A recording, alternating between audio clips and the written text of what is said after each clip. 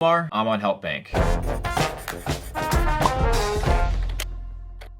What's your daily routine? Unlike most disciplined people, I don't actually have a morning routine. Morning routines are things that are very helpful, but they have to be oriented towards your specific goals in a specific set of time. If, for example, you're struggling financially, then maybe working out 3 hours in the day isn't the most important priority. So your goals, your daily routine should shift. For example, for me right now, I have to manage a big team. So my morning starts off with a walk. I get to meditate, get back home, sit on my laptop, and do phone calls. Once I tell my team what to do, they go off and fulfill their tasks. And then I check back in for end of the day reports, which are key to building communities and building teams. It all comes down to what is the goal of the day. You create a very basic routine that sets you up for success. I'm trapped in my job. How do I get out? Well, the first thing is you want to have the desire to get out. You need to be able to see better opportunities and better possibilities elsewhere. They often say the grass is greener on the other side. And if you want to get out of your job because you realize that there's better opportunities, you need 3 very important ingredients. One is you need a new circle of influence and a new circle of friends. You're only as good as the people that are around you. It's key and it's extremely important that you surround yourself with a new environment.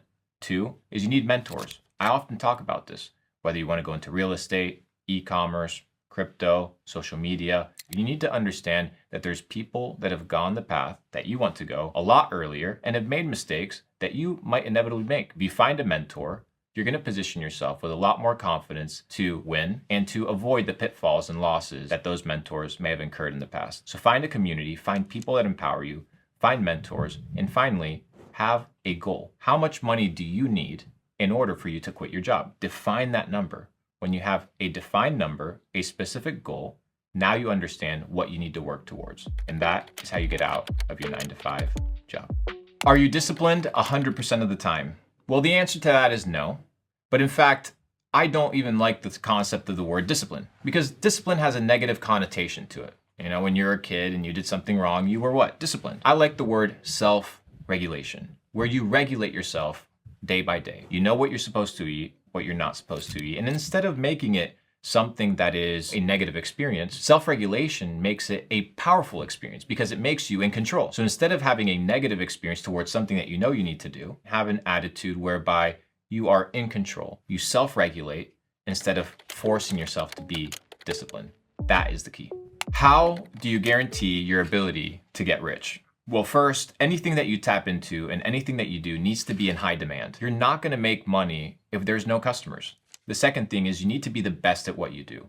Do people trust you? Do people like you? Do people enjoy your services and your products? You need to be the best because in a marketplace that is saturated, people are not just looking for quality. They're looking for one very important thing. They're looking for something that they don't have to replace. Irreplaceability is a third ingredient to guaranteeing your ability to make money and get rich. Because if you're in high demand, you're the best at what you do, not the cheapest, you're hired for being the best. Also irreplaceable. We're entering an era with artificial intelligence where things are getting pretty nasty. You need to be able to cover all these 3, which I call the trifecta of making money. Become irreplaceable, become the best at what you do, and be in high demand. How messed up are businesses if you don't have a community? I often talk about community as that lifeblood of a business, the riverbed that old empires used to build their civilizations on. Let's take the Nile River, for example. Egypt was built around the Nile River. Well, the Nile River very much resembles a community. It doesn't matter what you build around the Nile River or around your customer base, as long as you don't pollute the river. You never want to mess with your community because they are the lifeblood of the business. Once you understand that they're the ones that have the money,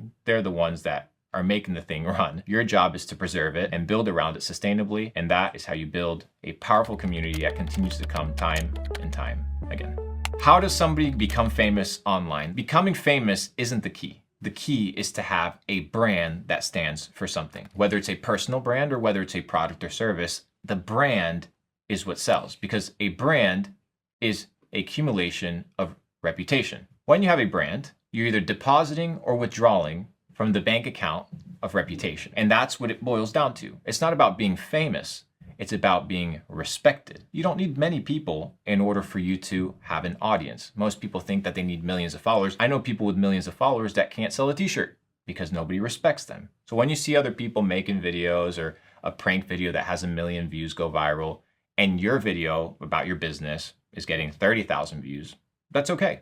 because that's niche, that's specific to what you're doing. So don't focus on becoming famous online, focus on becoming respected in your niche. And obviously the online presence helps massively. Which habit in life made you successful? Positive affirmations. Speaking positively with gratitude to myself. I see so many successful people with money. They're not grateful. They have no positive outlook towards life. They have money, but that's all they have, which means they don't have much. But when you're grateful for what you have, you approach life not out of a place of greed and need, but out of a place of abundance. And when you operate out of a place of abundance, you operate freely. Positive mindset is the key to winning. Does money change you? So money will just amplify who you are. If you're a greedy person, well, you'll just be a greedy person with more money. If you're a mean person, well, you'll have the ability to be an even meaner person because now you don't have these financial repercussions that you have to deal with. Money often has a negative connotation. Money's just neutral. Money just is a thing. Money's just a medium of exchange, a form of accounting, a store of value, but it's just a thing. It's a tool. And when you understand that it's just a tool and you don't attach your ego to the tool, then you don't allow money to change you. And there's a famous verse in the Bible that says, "What shall a man prosper if he gains the whole world and loses his own soul?" If you lose yourself in the process, then you lost the game. So it's about winning the game of life, winning the game of business, and keeping yourself in the process.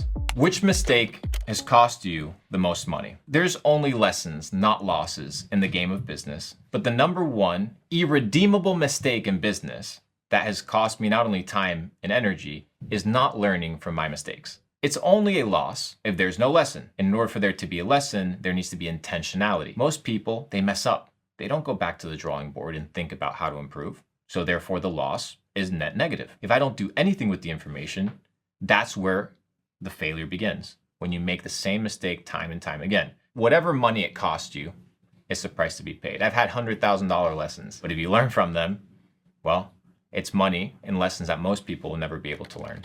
So take it and run with it. When I focus on business, my health suffers. What do I do about it?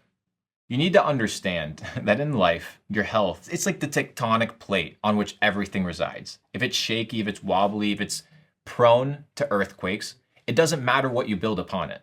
It'll crumble. It's inevitable. Why would you spend 40, 50, 60 years building an empire, doing incredible things, sacrificing in order to just enjoy it on some bed because you didn't choose to exercise or put your priority in health and well-being? It only makes sense. It's only natural that you be performing at your optimal. But if your health, the vessel that carries your dreams, isn't operating at 100% capacity, then you're limiting yourself. As above, so below. If you want something reflected in your mindset, well, it needs to be displayed in every area of your life. You can't just be excellent in business. You can't just be an excellent father.